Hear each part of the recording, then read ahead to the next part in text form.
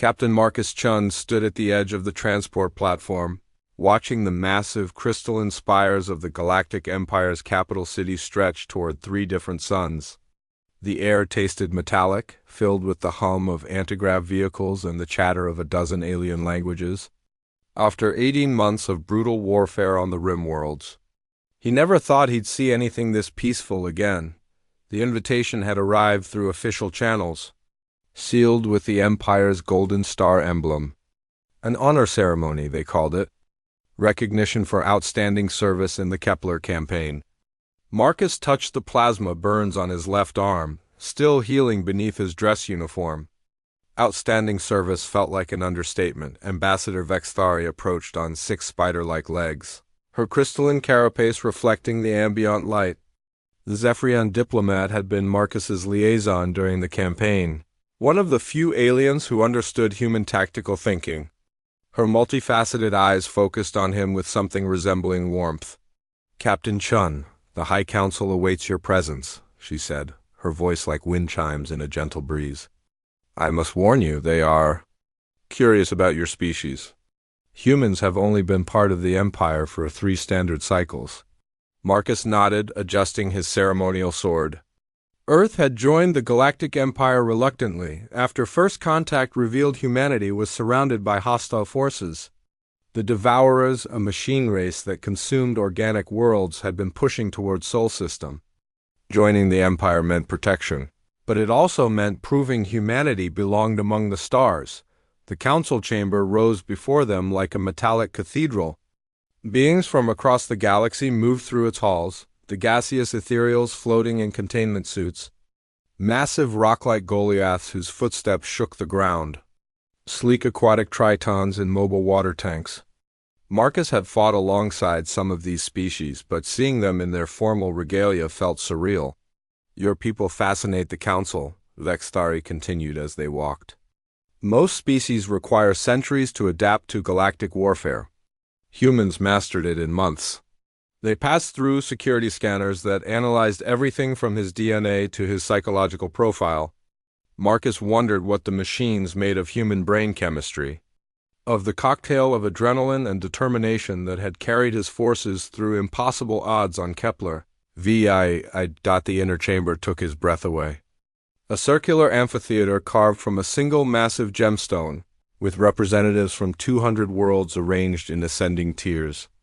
At the center sat the High Council, 12 beings who had guided the Empire through 10,000 years of expansion and conflict. Counselor Thronemore of the Titan Collective dominated the central dais, his rocky frame adorned with medals from conquered worlds. To his left, Counselor Yithlis coiled her serpentine body around a hover throne, her scales shifting between colors as her mood changed. The others were equally impressive, beings whose species had shaped galactic history long before Earth had developed written language. "Captain Marcus Chun of Terra." Thronemore's voice rumbled like an avalanche. "Step forward." Marcus walked to the center of the chamber, feeling 200 pairs of alien eyes watching his every movement. The silence stretched until he could hear his own heartbeat.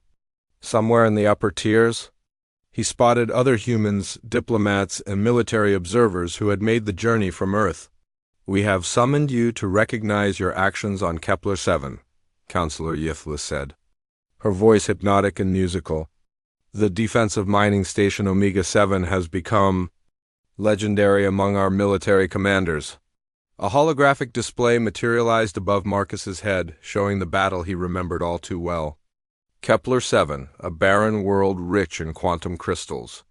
3,000 human soldiers against a Devour invasion force that had already consumed 2 neighboring systems. The odds had been 30 to 1. "Your tactical innovation saved not only the mining operation but preserved our foothold in the entire sector," continued Yithlis. "The Empire wishes to bestow upon you the Star of Valor, our highest military honor." Marcus felt a surge of pride but also unease. The battle had cost him 600 good soldiers. Victory always came with a price humans seemed willing to pay, but it never felt like celebration. "However," Thromer interrupted, his tone shifting, "there are questions about your methods." "About human ... tendencies in warfare." The chamber's atmosphere changed instantly. What had felt like celebration now carried an undercurrent of judgment. Marcus straightened his shoulders, meeting the counselor's rocky gaze without flinching. "The Devourer machines adapt quickly to conventional tactics," Marcus said carefully. "Unconventional approaches were necessary for survival." Unconventional. Counselor Zephyr of the Cloud Dancers spoke for the first time, her form shifting like controlled lightning. "Is that what humans call sacrificial charges and berserker tactics?" Marcus felt the weight of the chamber's attention. He had led from the front on Kepler 7, as human commanders always did. When the Devourers breached the outer perimeter, he had personally led the counterattack that bought time for evacuation. When ammunition ran low, his forces had switched to improvised explosives and close combat.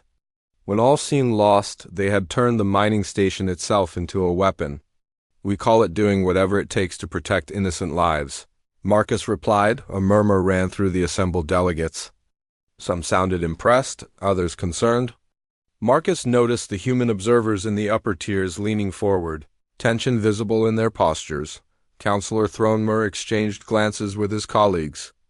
"Captain Shen, before we proceed with this ceremony, the Council requires clarification on certain matters. Military records show unusual statistics regarding human combat effectiveness." The holographic display changed, showing data streams Marcus didn't recognize. Numbers, charts, tactical analyses from the Empire's vast military database. But something in the way the counselors were looking at him suggested this wasn't about celebration anymore. "We need to understand," Ythlis said slowly, "exactly what we have welcomed into our empire."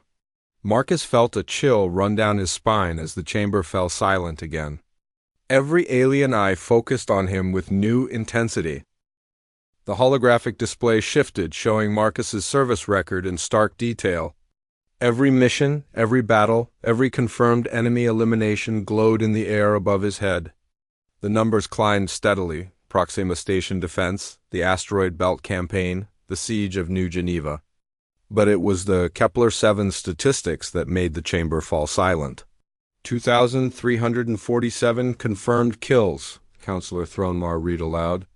In a single engagement. Marcus kept his expression neutral, but he could feel the shock ripple through the assembled delegates. Whispers erupted in languages he didn't recognize, some sounding alarmed, others awed. The human observers in the upper tiers shifted uncomfortably. "That number represents destroyed Devourer units," Marcus clarified. "Combat mechs, automated defense systems, processing centers, not individual entities." "We understand the distinction," Counselor Zephyr interjected, her lightning form flickering more rapidly. "But the implications remain troubling. Our most decorated veterans typically achieve such numbers over decades of service, not hours." Ambassador Vexthari stepped closer to Marcus, her crystalline form catching the chamber's ambient light. "Honored counselors, perhaps context would help. The Devourer invasion force was, we have reviewed all tactical data," Ythlis cut her off smoothly. "What concerns us is not the specific engagement, but the pattern. Human forces consistently achieve elimination ratios that our military analysts deemed impossible." A new holographic display materialized, showing comparative statistics across species. Marcus saw the carefully maintained records of the Empire's finest warriors. Elite Goliath shock troopers averaged 50 kills per major engagement. Veteran Zephyrian tactical specialists reached perhaps 100. Even the legendary Triton Deep Strike commandos rarely exceeded 200. Then came humanity's numbers.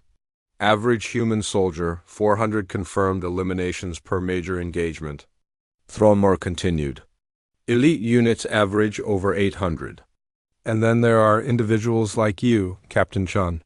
Marcus realized they weren't questioning his tactics or his courage. They were questioning whether humanity was too dangerous to trust. The Empire had welcomed Earth as a junior member, expecting a typical species that would gradually integrate over generations. Instead, they had discovered apex predators. "Counselors," Marcus began carefully, "humans have always been persistent fighters. Our homeworld taught us that survival requires your homeworld." Counselor Morthak interrupted, speaking for the first time. The insectoid being's mandibles clicked rhythmically. Terra, a death world classified as hazard level 7. More murmurs erupted. Marcus knew most inhabited worlds rated between hazard levels 1 and 3. Earth's rating put it among the most hostile environments in known space. Constant predation. Extreme weather variations, frequent natural disasters, Mortha continued. 90% of species that evolved on your world went extinct before achieving sentience. Only one survived to develop civilization. Humans didn't just survive, added Counselor Vexstar of the Harmony Collective, her melodic voice carrying an edge. You thrived. You conquered your entire planet, then reached for the stars before you even understood what waited out here. Marcus felt the weight of their scrutiny. These beings had guided galactic civilization for millennia, carefully balancing power between hundreds of species. Humanity's rapid rise was disrupting calculations they had made centuries before Earth developed spaceflight. The question before this council, Thromar rumbled, is whether humanity represents an asset or a threat to galactic stability. The chamber erupted in discussion. Representatives from different worlds huddled in urgent conversation, while others openly stared at Marcus as if he were a dangerous predator in their midst. He caught sight of Admiral Morrison, Earth's senior military attaché, who looked pale despite his dark skin. Counselor Yiflis raised a scaled appendage, and silence returned. Captain Chun, answer honestly. What drives human warriors to achieve such efficiency in combat? Marcus considered his words carefully. How could he explain humanity to beings who had evolved as prey species, or who came from worlds where cooperation was the only path to survival? How could he describe the fire that burned in human hearts when everything they loved was threatened? We protect what we value, he said finally. Our families, our friends, our principles. When something threatens those things, we don't calculate odds or consider diplomatic solutions. We fight until the threat is eliminated or we die trying. Even when vastly outnumbered? Zephyr asked, especially when outnumbered. Even when victory seems impossible? We don't believe in impossible. Just difficult. Counselor Morthaka's mandibles clicked faster. This mindset explains your effectiveness against the Devourers. They are machines programmed to analyze enemy capabilities and adapt accordingly. But they cannot adapt to irrationality. It's not irrational, Marcus protested. It's human. Perhaps that distinction matters less than we thought. Thronmar mused. Ambassador Vextari stepped forward again. Honored counselors, I have fought alongside human forces. Their aggression is matched by their loyalty. They are not conquerors or destroyers.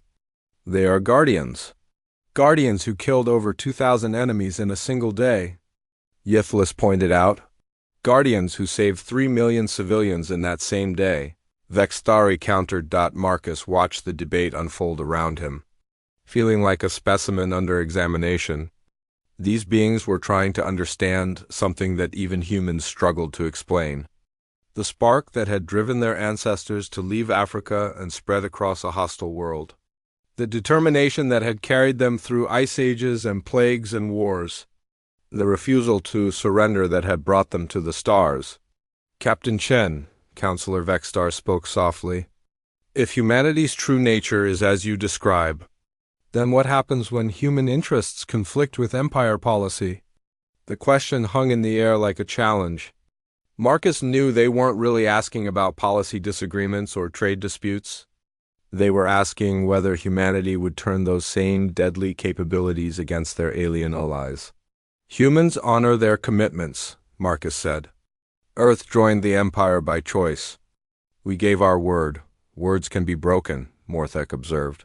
Not by humans. Not when lives depend on keeping them. Thronmor exchanged glances with his fellow counselors. The weight of their decision pressed down on the chamber like a physical force.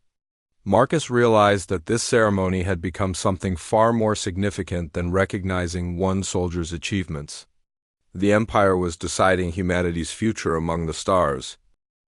Counselor Thronmer gestured to the holographic display, which shifted to show detailed battle footage from Kepler 7, Marcus watched himself leading the desperate counterattack, his plasma rifle cutting through Devourer combat mechs while debris rained around him. The footage captured moments he barely remembered through the adrenaline haze of combat. This sequence shows you engaging 12 Devourer units simultaneously, Thronmore observed. Our tactical computers calculate a survival probability of less than 1%. Marcus studied the playback, seeing himself roll behind cover as energy beams scorched the ground where he had stood. 3 seconds later, he emerged with a jury-rigged explosive device, taking down 4 mechs in a single blast. The remaining 8 units converged on his position, only to find he had already moved to their flanks. "I had good cover," Marcus said simply. "You had a pile of rubble?" Counselor Zephyr corrected. "What you had was something else entirely." The footage continued, showing Marcus coordinating with his squad through hand signals while maintaining suppressing fire. The human soldiers moved with a fluid precision that seemed to anticipate their enemies' actions. When ammunition ran low, they switched seamlessly to improvised weapons and close combat techniques. "Your forces adapted in real time," observed Counselor Vexstar. "Most species require extensive retraining when standard tactics fail. Humans simply improvise." Marcus remembered the moment when his communications array had been destroyed, cutting him off from orbital support. Instead of retreating, his troops had used the confusion to launch their own offensive. They had turned every broken piece of equipment into a weapon, every collapsed building into a fortress. "Desperation breeds creativity," he explained. "Or perhaps creativity breeds success," Counselor Yithless mused. "Tell us, Captain, what were you thinking when you decided to detonate the mining station's quantum crystal stores?" The question brought back memories Marcus had tried to suppress. The final moments of the battle, when Devourer reinforcements threatened to overwhelm their position. The choice between retreat and sacrificing their only strategic asset to ensure the enemy could never use it. "I was thinking about the evacuation convoy," Marcus said quietly. 300,000 civilians, mostly families of the mining crews. They needed another hour to reach the jump point. "So you turned a trillion-credit facility into a weapon?" "I turned it into time." The holographic display showed the explosion that had ended the battle. The mining station's destruction had created an electromagnetic pulse that disabled every Devourer unit within 100 kilometers. It had also vaporized the planet's most valuable resource deposits and left a crater visible from orbit. "Empire economists estimate the total loss at 40 billion credits, Counselor Morthok noted. "Yet you made this decision without consulting higher authority." Marcus felt a flash of irritation. There was no time for consultations. The Devourers would have processed those civilians into fuel for their war machines. Every credit in the Empire wouldn't be worth a single life lost to those monsters. The chamber fell silent again. Marcus realized he had just revealed something fundamental about human thinking. To his species, no material consideration outweighed the preservation of innocent life. Other species might calculate acceptable losses or weigh strategic value against civilian casualties. Humans simply saved everyone or died trying. "This attitude explains much," Thromer rumbled slowly. "Human military reports consistently show zero tolerance for collateral damage, even when such restraint increases mission risks. We fight to protect people, not to conquer territory." Marcus confirmed. Counselor Zephyr's form flickered rapidly. "But your effectiveness suggests you could conquer anything you chose to target." The accusation hung in the air like a threat. Marcus understood their fear now. The Empire had survived for 10 millennia by maintaining balance between its member species. None possessed the capability to dominate the others. Humanity's arrival had disrupted that careful equilibrium. "Could and would are different concepts," Marcus said firmly. "Humans have no interest in ruling others. We've seen what happens when power corrupts. Our own history taught us that lesson." "Your history," Counselor Vexstar repeated thoughtfully. "Centuries of warfare between human nations before you achieved unity. Perhaps that experience prepared you for galactic conflict in ways we had not considered." Ambassador Vexstari stepped forward, her crystalline form catching the light. Honored counselors, I request permission to share my observations from the Kepler the Seventh campaign. Thronmar nodded, and the Zephyrian diplomat moved to the center of the chamber. Her multifaceted eyes reflected the ambient light as she addressed the assembled delegates. I served as tactical liaison during the entire operation, she began. I witnessed human behavior under extreme stress. When their position became untenable, they did not abandon their posts. When ammunition ran low, they shared resources without being ordered. When wounded comrades could not retreat, others stayed to defend them. Marcus remembered those moments. Sergeant Williams dragging a wounded Triton soldier to safety despite taking plasma burns. Lieutenant Hayes giving his last power cell to a Goliath trooper whose suit was failing.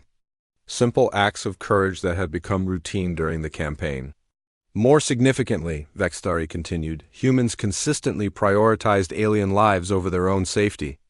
Captain Chen's final assault team included 12 different species. He adapted his tactics to accommodate their unique capabilities, never treating them as expendable. Counselor Yithless' scales shifted to a deeper blue.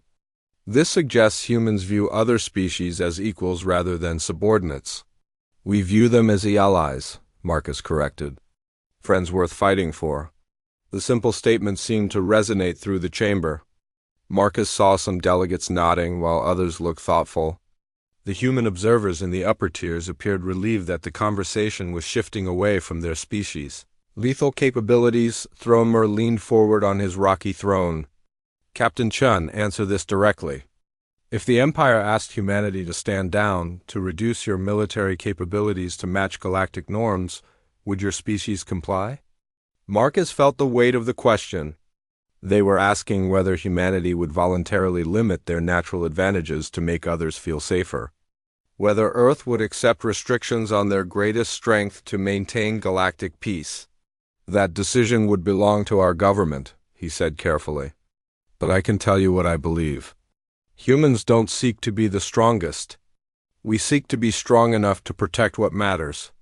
If the Empire truly needed us to be weaker, we would find other ways to contribute. And if that were not enough? Morthek pressed. If the only acceptable solution were human withdrawal from the Empire? The question struck like a physical blow. Marcus thought about Earth, finally finding its place among the stars after centuries of dreaming about it. He thought about the friends he had made among alien crews, the bonds forged in combat and shared purpose. Then we would leave, he said quietly. But we would remember our friends. And if the Devourers ever threatened this galaxy again, we would still come running. The chamber erupted into chaos. Delegates from hundreds of worlds began shouting in their native languages, some demanding human restrictions while others argued for integration. Marcus stood at the center of the storm, watching civilizations that had coexisted for millennia suddenly divide over his species. Future, Counselor Thronmer slammed a massive stone fist on his throne, creating a thunderclap that silenced the assembly. Order. The Council will hear specific concerns before rendering judgment. Representative Kickstall from the Merchant Coalition rose first, his forearms gesticulating frantically. The humans have disrupted every trade calculation in the Outer Rim. Their military efficiency has reduced conflict resolution times by 80%. Our peacekeeping contracts are becoming worthless. Marcus realized the political implications he hadn't considered. The Empire's economy included substantial revenue from prolonged conflicts, mediation services, and reconstruction efforts. Humanity's ability to end wars quickly was threatening established business models. Perhaps, called out Representative Yulfara from the Scientific Collective, we should focus on benefits rather than losses. Human tactical innovations have saved more lives in 3 years than our previous century of gradual reform. The Zephyrian delegate, Vextari's superior, stood with crystalline grace. The Kepler the Seventh defense prevented a Devourer breakthrough that would have cost us 17 inhabited systems. Human intervention saved approximately 4 billion lives. At what cost to galactic stability? Countered the ethereal representative, her gaseous form swirling with agitation inside her containment suit. Humans wage war like a force of nature. They cannot be reasoned with, negotiated with, or predicted. They simply destroy whatever threatens them. Marcus felt compelled to respond. We can be reasoned with. We're here talking instead of fighting, aren't we? Because you choose to talk, the ethereal shot back. But what happens when you choose otherwise? Counselor Yithlis raised a scaled appendage for attention. Let us examine this question systematically. Captain Chin, describe human conflict resolution when diplomacy fails. Marcus chose his words carefully. We prefer to avoid violence. But when forced to fight, we fight to win decisively. Extended conflicts cause more suffering than quick resolutions. Define decisively? Counselor Zephyr demanded. We eliminate the enemy's ability and will to continue fighting. Through complete destruction? Marcus hesitated. Human military doctrine did emphasize overwhelming force and rapid victory, concepts that apparently troubled more pacifistic species. Through whatever means proved necessary and proportionate, Counselor Morthok's mandibles clicked rapidly. Your species' definition of proportionate appears to exceed galactic norms by several orders of magnitude. The accusation stung because it was partially true. Humans did tend to overkill when protecting something important. They prepared for worst-case scenarios and brought more force than seemed necessary. It was a survival trait bred into them by Earth's hostile environment. Better to be over-prepared than to lose something irreplaceable, Marcus said, representative. Gorthuk from the warrior clan suddenly stood, his massive Goliath frame towering over nearby delegates. The humans fight with honor. I have seen them risk their own lives to save wounded enemies. They show mercy to those who surrender and protection to those who cannot fight back. They also show ruthlessness to those who threaten innocence, pointed out the Triton delegate. Human Marines have been known to single-handedly assault enemy strongholds when civilians are at risk. Marcus remembered those missions. Hostage rescues that became one-man wars when negotiation failed. Soldiers who walked into obvious traps because someone needed saving. Acts that other species called suicidal, humans called duty. We believe some things are worth dying for, Marcus admitted, Counselor Vexstar's melodic voice carried across the chamber. The question is whether humans would be willing to kill for those same things, even if it meant war with the Empire. The ultimate question, finally spoken aloud. Marcus felt every eye in the chamber focused on him, waiting for an answer that would determine humanity's fate among the stars. He thought about his oath as a soldier, his loyalty to Earth, and his friendships with the alien crews he had served alongside. Humans honor their commitments, he repeated. We joined the Empire voluntarily. We gave our word to respect its laws and support its goals. That means something to us. But if Empire law conflicted with human values? Yithlis pressed. Then we would try to change the law through proper channels. And if that failed? Marcus met her gaze steadily. Then we would have a choice to make. But I can't imagine the Empire asking us to abandon the values that make us useful allies. Thronmore leaned forward. What if the Empire decided those values made you too dangerous to remain? The threat was clear now. The Council was considering whether to expel humanity entirely, cutting Earth off from galactic civilization. Marcus thought about his homeworld, finally reaching for the stars only to be told they were too violent to join their neighbors. Then you would lose the most loyal friends you've ever had, Marcus said quietly. And when the next threat emerges from dark space, you would face it without the one species that never learned how to surrender. Ambassador Vextari moved closer to Marcus, her crystalline form reflecting his image in fractal patterns. Honored counselors, perhaps there is a compromise that has not been considered. Speak, Thromer commanded. What if humanity's martial capabilities were channeled rather than restricted? What if humans became the Empire's specialized response force for existential threats? The suggestion sent ripples of conversation through the assembly. Marcus understood the implications immediately. Humanity would become the Empire's weapon of last resort, deployed only when conventional forces proved inadequate. A military caste, Counselor Morthok mused. Isolated from civilian governance, but essential for survival. Not isolated, Vextari corrected. Integrated but specialized. Humans would handle the threats too dangerous for others to face. Representative Yolfara from the Scientific Collective stood again. This could work. Humans seem uniquely adapted for combat against extinction-level threats. The Devourers, for instance, proved vulnerable to human tactics precisely because humans think like predators. Because we are predators, Marcus admitted. But we're predators that chose to become guardians.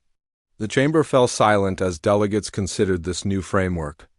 Marcus realized they were designing humanity's role in galactic civilization. Based on their greatest strength and their greatest fear, humans would be valued for their lethality, but contained by their own honor. Counselor, Zephyr S. lightning form stabilized slightly. This proposal has merit. But it requires absolute trust in human restraint. An absolute commitment from humans to Empire values, added Yiflis. Marcus felt the weight of speaking for his entire species. You have both. But you also have something more important, which is, you have humans who will never let you face the darkness alone. The council chambers fell into a tense silence as the delegates processed the weight of the discussion. Marcus could see the calculations happening in alien minds, the careful weighing of benefits against risks. These beings had maintained galactic peace for 10,000 years through careful balance and measured responses. Humanity represented something entirely new in their experience. Counselor Thronmore activated a privacy field around the council dais, creating a shimmering barrier that blocked sound from reaching the assembly. The 12 most powerful beings in the galaxy began an urgent conference while hundreds of delegates waited in suspense. Ambassador Vextari moved closer to Marcus. You spoke well, she said quietly, but understand the magnitude of what they are deciding. If humans are designated as the Empire's specialized defense force, your people will be called upon to face every nightmare that emerges from the void. Marcus nodded grimly. He had seen what lurked in dark space during the Kepler campaign. The Devourers were just one threat among many. Ancient machine intelligences, quantum parasites that fed on consciousness, bioweapons left behind by extinct civilizations. The galaxy was full of dangers that required someone willing to walk into hell. That's what we're for, he said simply. The privacy field dissolved. And Counselor Thronmore's voice boomed across the chamber. The High Council has reached a preliminary decision. However, we require additional information before final judgment can be rendered. Marcus felt his stomach tighten. More questions meant more opportunities for humanity to be found wanting. Captain Chun, Counselor Yithlis continued, we need to understand the depth of human commitment to this proposal. Are you personally willing to accept the responsibilities we are discussing? You mean, am I willing to spend my life fighting things that want to destroy civilization? Marcus asked. Yes, that's what I signed up for when I joined the military. Even if it means never seeing Earth again? Never having a family or a peaceful life? The question hit harder than expected. Marcus thought about his childhood home in the Pacific Northwest, about friends who had chosen civilian careers, about the quiet life he had once imagined for himself. But he also thought about the devourer processing centers, where entire populations had been converted into fuel for the machine war effort. Someone has to stand guard, he said. Might as well be someone who's good at it. Counselor Zephyr's form flickered with what might have been approval. What about your fellow humans? Can you speak for their willingness to accept this burden? Marcus considered the question carefully. He thought about the volunteers who had joined the Kepler mission despite knowing the odds. About soldiers who had requested transfers to the most dangerous assignments. About the unique human tendency to volunteer for impossible tasks. I can't speak for all humanity, he admitted, but I know my species. When we hear that someone needs defending, we don't ask about the danger. We ask when we start. And when those guardians inevitably die in service? Counselor Morthok asked bluntly. Then others will take their place. That's how it's always worked with humans. The brutally honest exchange seemed to impress the council. Marcus realized they were testing not just his personal commitment, but his understanding of what they were proposing. Humanity would become the Empire's sword and shield? But swords were meant to be used, and shields were meant to take damage. Representative Gorthik spoke from the assembly floor. I have fought alongside humans. They do not fear death in service of others. They fear failure to protect those who depend on them. A distinction that may explain their effectiveness? Observed Counselor Vexstar. Throne's single quotes Mar gestured toward the holographic display, which shifted to show star charts of the galaxy's dark regions. Unexplored sectors where automated probes had vanished. Systems that emitted signals from extinct civilizations. Stellar phenomena that defied natural explanation. These are the territories where specialized defense forces would operate, he explained. Beyond the protection of Empire fleets, often beyond the possibility of rescue or reinforcement. Missions with survival rates that make Kepler-7 look like a training exercise. Marcus studied the charts, noting the distance between marked threats and inhabited systems. The sheer scale was staggering. Even with faster-than-light travel, some missions would require years of deployment in hostile territory. How many people are we talking about? He asked. For full implementation? Counselor Yithlis calculated silently for a moment. Perhaps 10,000 humans initially, growing to 50,000 as threats are identified and cataloged. Marcus did quick mental math. Earth's population was approaching 9 billion, but the military age and temperament requirements would narrow the selection significantly. Still, he had no doubt they could find volunteers. We could staff those numbers, he confirmed, with soldiers of your caliber. Marcus almost smiled. Counselor, I'm good, but I'm not unique. Human military academies produce thousands of officers every year who could handle these assignments. The real challenge would be keeping the numbers down to what you need. The admission seemed to surprise several council members. They were still thinking in terms of exceptional individuals rather than understanding that humanity's dangerous capabilities were broadly distributed across their population. You are suggesting that what we have seen from you represents normal human potential? Thronemar asked. I'm suggesting you haven't seen anything yet. Ambassador Vextari stepped forward before the council could respond. Honored counselors, if I may suggest a trial period, a limited deployment to assess both human capabilities and Empire integration requirements. Counselor Morthak's mandibles clicked thoughtfully. What did you have in mind? The void storm situation in the Terminus sector.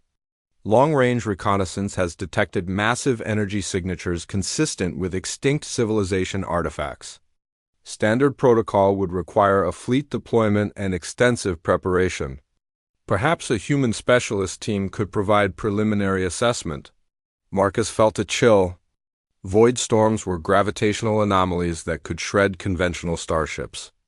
The idea of investigating one with a small team bordered on suicidal, which probably meant it was exactly the kind of mission humans would volunteer for. The area is quarantined, Counselor Zephyr pointed out. No ship has returned from the Terminus sector in 3 standard years, which makes it perfect for this evaluation, Vextari replied smoothly. Thronemar exchanged glances with his fellow counselors. Captain Chun, would you be willing to lead such a mission? Marcus thought about the implications. This would be humanity's final exam, the test that determined whether his species joined the galactic community as protectors or pariahs. Success would open doors to unimaginable opportunities. Failure would probably mean extinction for everyone involved. When do we leave? He asked. The simple acceptance seemed to settle something in the council's collective mind. Counselor Yithlis' scales shifted to a warmer hue, while Thronemar's rocky features arranged themselves into what might have been approval. First, Thronemar rumbled, we complete this ceremony. The Empire owes you recognition for Kepler-7 regardless of future arrangements. The massive counselor stood, producing a crystalline metal that caught light from across the chamber. The Star of Valor, given to perhaps a dozen beings in the Empire's history. Marcus stepped forward to receive it, feeling the weight of more than just metal and crystal. Captain Marcus Chun of Terra, Thronemar announced formally. The Galactic Empire recognizes your service in defense of innocent life. Accept this honor on behalf of humanity and know that your courage has been witnessed by civilizations across the stars." As the medal settled around his neck, Marcus heard something unexpected from the assembled delegates. Not just polite applause, but genuine appreciation from beings who had moments earlier debated whether his species was too dangerous to trust. He understood then that the real test had never been about his kill count or tactical innovations. It had been about whether humans could be trusted with the power they possessed. The answer apparently was yes. 3 weeks later, Marcus stood in the hangar bay of the research vessel Harmony's Edge, watching his handpicked team prepare for what could be humanity's most important mission. The ship itself was a marvel of Empire engineering, designed for deep space exploration with enough firepower to handle unexpected threats. More importantly, it was expendable. His team consisted of 12 humans and 6 alien specialists, chosen for their expertise in different aspects of the unknown. Sergeant Williams had volunteered despite still recovering from his Kepler-7 injuries. Lieutenant Hayes had turned down a promotion to join the mission. Dr. Sarah Chun, as an archaeologist and no relation despite the name, had insisted that understanding extinct civilizations was worth any risk. The alien members brought capabilities no human could match. Vextari served as diplomatic liaison and quantum field specialist. The ethereal scientist Yixmal could analyze energy patterns that remained invisible to organic senses. A young Goliath engineer named Corthan had the physical strength to handle artifacts that might crush other team members. "Final briefing in 10 minutes, Marcus announced, checking his chronometer. The void storm in the Terminus sector had been growing stronger according to long-range sensors. Whatever was causing it had been dormant for millennia, but was now awakening. Dr. Chun approached with a tablet displaying the latest data. "The energy signatures are unlike anything in the databases," she reported. "But there are similarities to theoretical models of reality warping technology." "Reality warping?" Marcus raised an eyebrow. "As in changing the fundamental laws of physics?" "More like ignoring them entirely. The extinct civilization that left these artifacts might have developed technology that operates outside our understanding of spacetime." Marcus absorbed this information with the calm that had carried him through countless impossible situations. If they were dealing with technology that could rewrite reality, conventional tactics would be useless anyway. They would have to adapt and improvise, which happened to be humanity's specialty. "Any idea why it's activating now?" he asked. "Unknown. But the timing coincides with increased Devourer activity in neighboring sectors. There might be a connection." That possibility added urgency to their mission. If the Devourers were somehow triggering these ancient systems, the Empire faced threats from both past and present. The Council's decision to test human capabilities was looking more prescient by the day, the briefing room filled with his team members, their faces showing the mix of excitement and apprehension that preceded dangerous missions. Marcus had learned to read alien expressions during his time in the Empire, and he could see similar emotions in their non-human colleagues. "Final mission parameters," he began, activating the holographic display. "We jump to the edge of the Terminus sector and approach the anomaly using conventional engines. Our goals are assessment and intelligence gathering, not heroics." Sergeant Williams snorted. "Since when do we do non-heroic missions, sir?" "Since the entire future of human-empire relations depends on us not getting everyone killed," Marcus replied dryly. "This is evaluation, not warfare. We observe, document, and return with actionable intelligence." "And if observation proves insufficient?" Vextari asked, her crystalline form reflecting the briefing room's lights. "Then we adapt." "But we don't take unnecessary risks just to prove how brave we are." Dr. Chun pulled up additional data.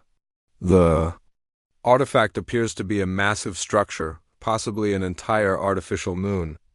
Energy output suggests it's been drawing power from the local star for the past 6 months. Drawing power for what purpose?" Corthan rumbled, his rocky features creased with concern. "Unknown, but the rate of increase suggests it's building towards something significant." Marcus studied the readings, noting the exponential growth curve. Whatever the ancient civilization had built, it was approaching full activation. The team had perhaps days before the situation changed dramatically. Estimated travel time to target? He asked the pilot. 4 days at maximum sustainable velocity, came the reply. Jump point established and cleared by Empire traffic control. Marcus nodded and looked around the room at faces that represented the best of multiple civilizations. Questions or concerns? Before we depart? Lieutenant Hayes raised her hand. Sir, what's our extraction plan if things go wrong? Standard procedure. Emergency beacon deployment if we can't return under our own power. But understand that rescue operations in the Terminus sector would take weeks at minimum. So we're on our own, Williams observed. We're always on our own when it matters most. The simple statement seemed to resonate with the human team members while causing thoughtful expressions among their alien colleagues. Marcus realized they were witnessing something fundamental about human psychology in action. Yixmal, the ethereal scientist, spoke through her vocalization unit. Your species approaches danger with remarkable equanimity. Is this natural or trained? Both, Marcus replied. Humans have been walking into dangerous situations for survival since we evolved. We've just gotten better at it. But why volunteer for dangers that could be avoided? Vexthari asked. Marcus considered how to explain something that seemed obvious to every human in the room. Because someone has to check out the scary things? Better us than people who aren't equipped for it. The alien team members exchanged glances that suggested this attitude remained foreign to their thinking. Most species avoided unnecessary risks and approached threats with elaborate preparation and overwhelming force. Humans seem to prefer smaller teams and improvised solutions. Final equipment check in 30 minutes, Marcus announced. We launch at 0800 ship time? As the team dispersed to complete their preparations, Marcus found himself alone with his thoughts. The weight of representation pressed down on him again. Success would establish humanity as the Empire's premier defense force. Failure would probably result in Earth's expulsion from galactic civilization, but beneath the political implications lay something more personal. Marcus genuinely cared about his alien colleagues and the civilizations they represented. The Empire had flaws, but it was fundamentally a force for peace and cooperation in a hostile galaxy. If humanity could help preserve that, the risks were worth taking. Dr. Chen returned with final readings from the target area. Energy signature just spiked again, she reported. Whatever's happening out there, it's accelerating. Marcus studied the data, noting patterns that suggested deliberate activation rather than random awakening. Something was triggering these ancient systems, and the timing was too convenient to be coincidental. Theory, he said.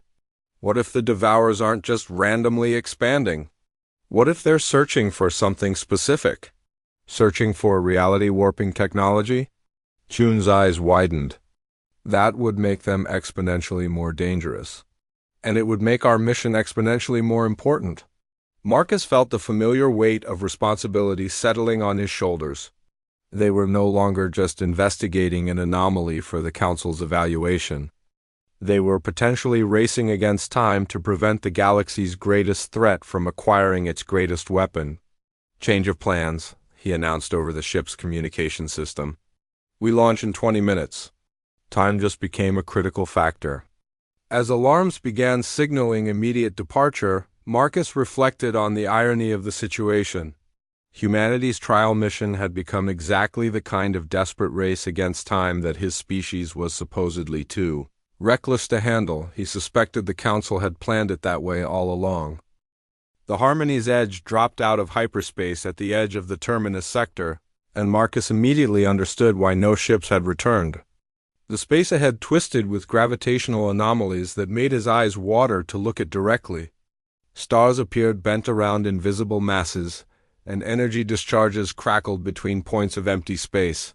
Sensors are going crazy, reported the navigation officer. Gravitational readings don't match visual data. It's like space itself is unstable. Marcus studied the tactical display, noting areas where the ship's instruments couldn't process the conflicting information. At the center of the distortion field, approximately 6 astronomical units away, A massive structure pulsed with energy that registered across multiple spectrums simultaneously. "That's not a moon," Dr. Chun breathed, staring at the enhanced imagery. "It's a machine, the size of a small planet." The artifact appeared to be constructed from materials that shifted between solid matter and pure energy. Geometric patterns covered its surface, constantly rearranging themselves in configurations that hurt to observe. Most disturbing were the streams of dark matter being drawn from surrounding space, feeding whatever process was building inside. "Devourer signatures detected," announced the sensor operator. "Multiple contacts approaching from the outer system." Marcus felt his blood turn cold. The machine intelligence had beaten them to the prize. On the display, dozens of Devourer ships converged on the ancient artifact, their characteristic energy signatures unmistakable even through the spatial distortions. "Time to objective intercept?" he asked.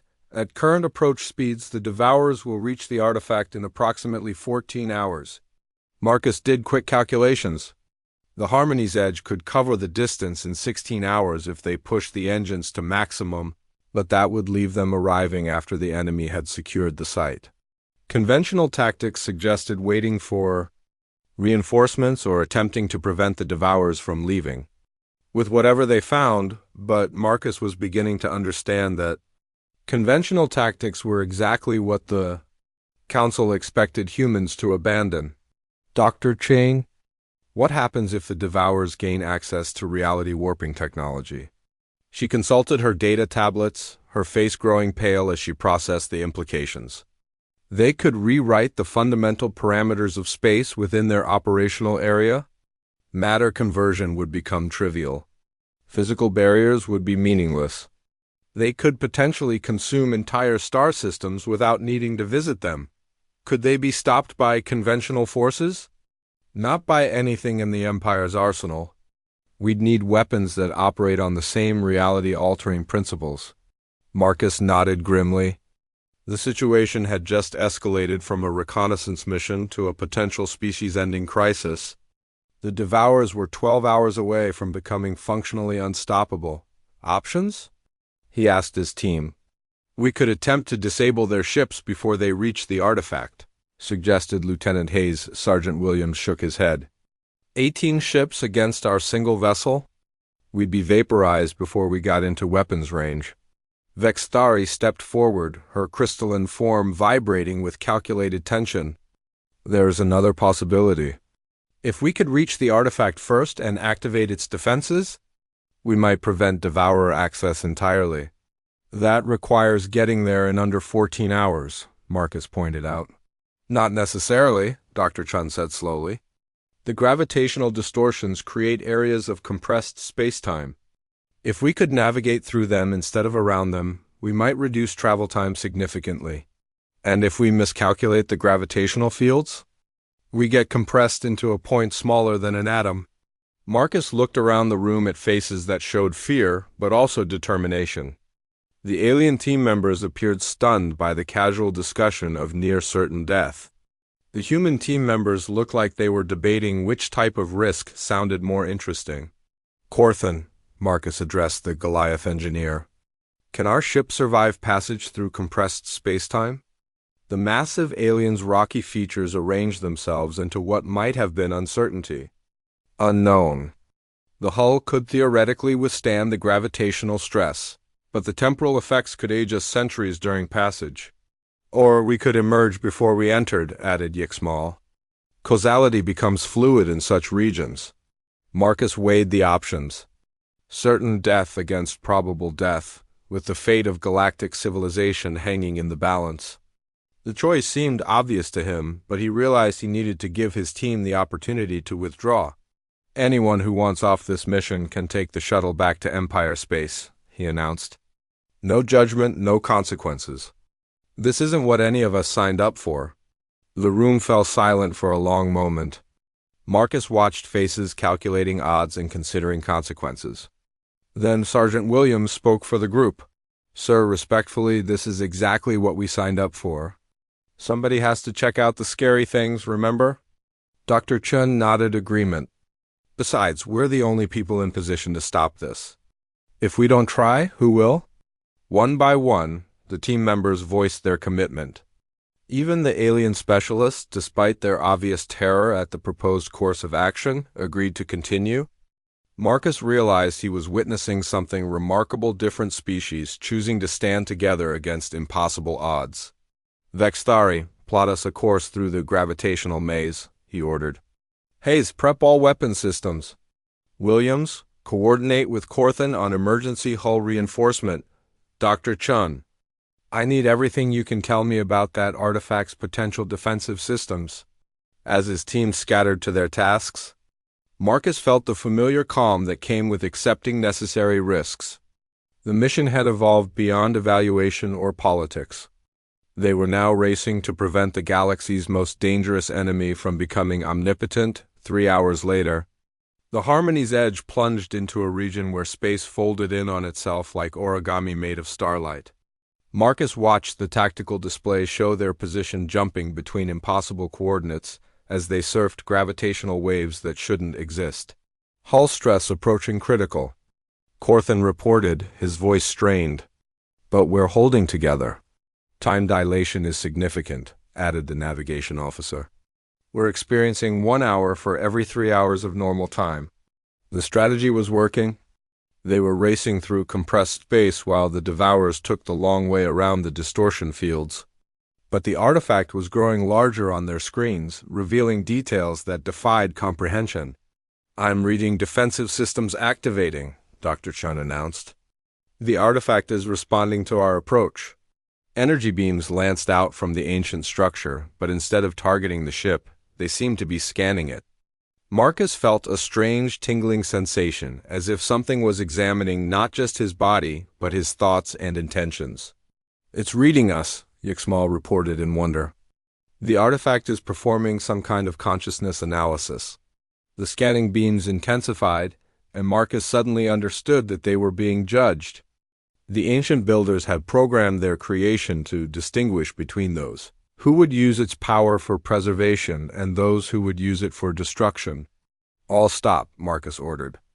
Let it finish its assessment. The Harmony's edge drifted in space while alien technology older than human civilization evaluated the minds of its crew. Marcus felt exposed, as if his every thought and memory were being catalogued and analyzed. Then the scanning stopped, and the artifact's defensive systems powered down. A communication signal reached their ship, carrying data in formats that shouldn't have been comprehensible to any modern technology, but somehow, Marcus understood it perfectly. It's inviting us in, he said quietly. The artifact recognizes us as guardians. Dr. Chen stared at her readings in amazement. The technology is teaching our computers how to interface with it. It wants us to understand how to operate its systems. Marcus realized they had just passed the most important test in human history. An extinct civilization had judged humanity worthy of wielding the power to reshape reality itself. The question was whether they were wise enough to use it responsibly. Devourer fleet ETA 4 hours, reported the sensor operator. Marcus looked around at his team, seeing the same realization in their faces. They had found humanity's place in the galaxy, and it was exactly where they had always belonged, standing guard against the darkness, protecting civilizations that couldn't protect themselves. Take us in, he ordered. It's time to show the Devourers what happens when they threaten our friends. As the Harmony's edge entered the artifact's hangar bay, Marcus understood that this moment would be remembered as the day humanity truly joined the galactic community. Not as junior members or dangerous wildcards, but as the guardians they had always been meant to become. The Empire's evaluation was complete. Humanity had passed with flying colors, as they always did when everything was on the line.